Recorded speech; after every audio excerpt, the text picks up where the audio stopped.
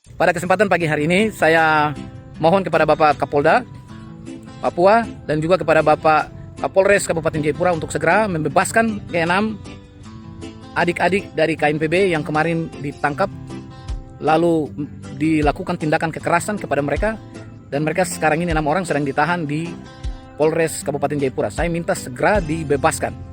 Bentuk kegiatannya juga yang dilakukan kemarin itu ibadah, tetapi kepolisian sempat kadang hingga sampai melakukan penangkapan. Ketua Departemen Hukum dan HAM Gereja Injili di Indonesia, GIDI, Jimmy Koirewoa, menyampaikan sebuah pesan pastoral untuk mengajak seluruh pihak menjaga suasana damai menjelang perayaan Natal.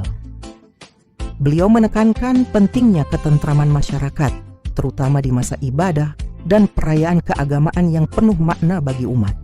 Dalam pesannya, beliau menyampaikan perhatian terhadap kondisi 6 jemaat yang sedang menjalani proses penanganan oleh pihak berwenang.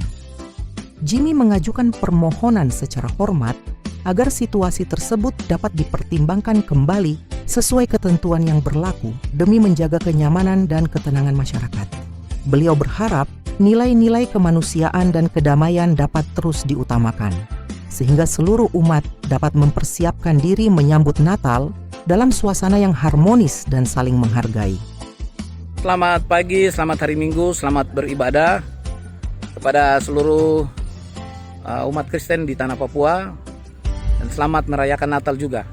Pada kesempatan pagi hari ini, saya mohon kepada Bapak Kapolda Papua dan juga kepada Bapak Kapolres Kabupaten Jayapura untuk segera membebaskan ke-6 adik-adik dari KNPB yang kemarin ditangkap, lalu dilakukan tindakan kekerasan kepada mereka, dan mereka sekarang ini 6 orang sedang ditahan di Polres Kabupaten Jayapura. Saya minta segera dibebaskan karena anak-anak ini ada 2 alasan. Karena pertama, ini Natal, tolong jaga kedamaian, ketentraman, suasana hati daripada umat Tuhan di dalam menyongsong perayaan Natal.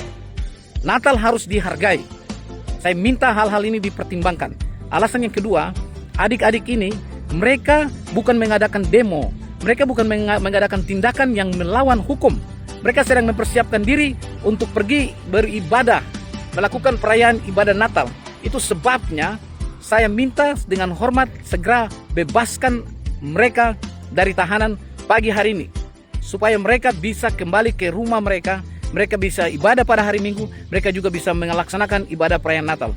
Kalau itu tindakan yang melawan hukum, saya tidak mungkin berbicara.